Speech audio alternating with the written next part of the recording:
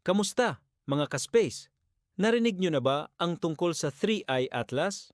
Kung hindi pa, humanda kayo dahil ang kwento nito ay parang isang cosmic detective story na puno ng misteryo at mga nakakagulat na revelasyon. Ang Three Eye Atlas ay hindi isang tao o isang lugar sa Earth. Ito ay isang asteroid, isang malaking bato sa kalawakan na nag-iwan ng marka, hindi lang sa Jupiter kundi sa buong kasaysayan ng space exploration. Pero bago natin alamin kung ano ang nakita ng NASA, baliktanaw muna tayo. Noong 1994, may isang comet na nagngangalang Shoemaker-Levy 9. Ang comet na ito, sa halip na dumaan lang, ay nabiyak-biyak at sunod-sunod na bumangga sa Jupiter. Para itong isang cosmic train crash na nasaksihan ng buong mundo. Nag-iwan ito ng mga itim na marka sa kapaligiran ng Jupiter, mas malaki pa sa ating planeta. Ang pangyayaring ito ang nagbigay sa atin ng ideya kung gaano ka-dynamic at minsan ay kadelikado ang ating solar system. Fast forward tayo sa taong 2019. Isang amateur astronomer na si Gennady Borisov ang nakatuklas ng isang bagong comet. Pero hindi ito ordinaryong comet. Base sa trajectory nito, nalaman ng mga siyentipiko na hindi ito mula sa ating solar system. Isa itong interstellar visitor, isang manlalakbay mula sa ibang bituin. Pinangalanan itong 2I Borisov, ang pangalawang interstellar object na natuklasan natin. Ngayon, ano ang koneksyon nito sa 3I Atlas? Well, noong 2020, may isa pang comet na natuklasan, ang Comet C2019Y4 o mas kilala bilang Atlas. Noong una, sobrang excited ng lahat. Lumiliwanag ito ng napakabilis at inaasahan ng marami na magiging isa ito sa pinakamaliwanag na comet na makikita sa loob ng maraming dekada. Baka raw mas maliwanag pa ito sa planetang Venus. Lahat ng teleskopyo, kasama na ang Hubble Space Telescope ng NASA, ay nakatutok dito. Pero biglang may nangyari. Imbis na patuloy na lumakas ang ningning, nagsimula itong manghina. At hindi nagtagal, tuluyan na itong nagkawatak-watak, parang isang firework na pumutok bago pa man umabot sa kasukdulan. Ano ang nangyari? Dito na pumapasok ang mga detalye mula sa NASA at sa Hubble Space Telescope. Ang mga larawang nakunan ng Hubble ay nagpakita ng isang malungkot ngunit kamangha-manghang tanawin. Ang dating solidong nucleus ng Comet Atlas ay nagkahiwa-hiwalay sa dos-dose ng maliliit na piraso. Ang ilan sa mga piraso ay kasing laki lang ng isang bahay. Ang mga imahe ay napakalinaw na para bang nanonood tayo ng isang slow motion na pagkasira sa kalawakan. Ayon sa mga analysis ng NASA, ang pagkasira ng Atlas ay malamang dahil sa tinatawag na outgassing. Habang papalapit ang comet sa araw, umiinit ito. Ang yelo sa loob nito ay nagiging gas at sumisingaw ito palabas ng may malaking puwersa, parang jet.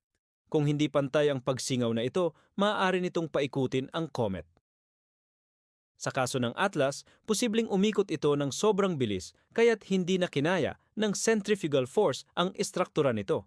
Literal na pinaghiwa-hiwalay nito ang sarili niya. Ang isa pang teorya ay baka sadyang mahina lang talaga ang pagkakabuo ng comet para itong isang tumpok ng graba na bahagyang pinagdikit ng yelo. Nang matunaw ang yelo dahil sa init ng araw, natural lang na gumuho ito. Ang nakita ng Hubble ay nagbigay sa mga siyentipiko ng isang pambihirang pagkakataon na pag-aralan ang anatomy ng isang comet. Nakita nila kung paano ito nabubuo at kung gaano ito karupok.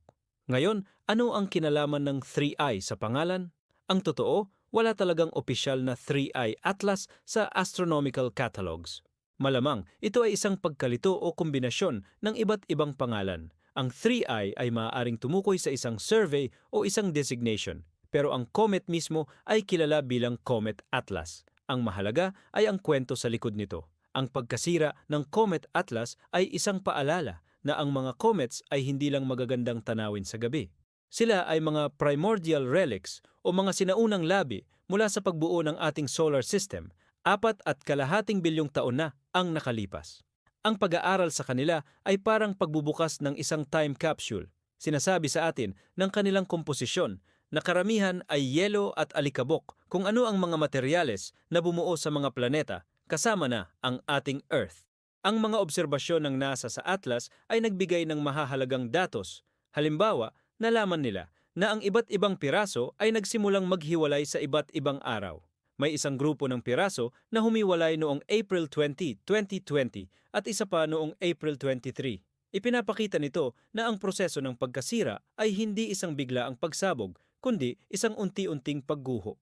Nakatulong din ito sa mga siyentipiko na maunawaan kung bakit maraming comets ang tila nawawala o hindi umaabot sa inaasahang liwanag. Marami pala sa kanila ang dumaranas ng ganitong uri ng pagkasira bago pa man sila makalapit ng husto sa araw.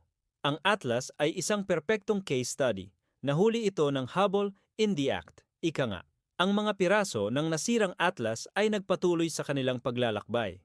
Kahit watak-watak na, sumunod pa rin sila sa orihinal na orbit ng comet paikot sa araw. Ang mga natira ay isang mahabang buntot ng alikabok at gas, isang multo ng dating maningning na comet.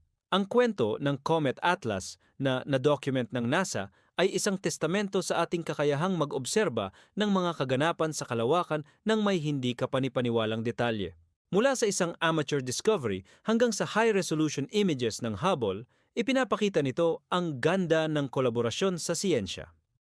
So, sa susunod na makakarinig kayo ng balita tungkol sa isang bagong comet, alalahanin nyo ang kwento ng Atlas. Isang kwento ng malaking pag-asa, bigla ang pagkabigo at sa huli isang kayamanan ng kaalaman. Hindi man ito naging The Great Comet of 2020, naging isa naman itong napakahalagang aral tungkol sa marupok at misteryosong kalikasan ng mga bisita mula sa kadiliman ng kalawakan. Ito ay isang paalala na sa science, kahit ang mga failures o pagkabigo ay nagdudulot ng tagumpay. Ang bawat piraso ng datos, bawat nasirang comet ay naglalapit sa atin sa pag-unawa sa ating lugar sa universo. Ang nakita ng NASA sa Comet Atlas ay hindi lang mga piraso ng yelo at bato. Nakita nila ang isang live demonstration ng mga prosesong bumuo sa ating solar system, isang cosmic ballet ng paglikha at pagkasira. Salamat sa panonood mga ka-space. Huwag kalimutang mag-like, share at mag-subscribe para sa mas marami pang mga kwento tungkol sa hiwaga ng kalawakan. Hanggang sa susunod,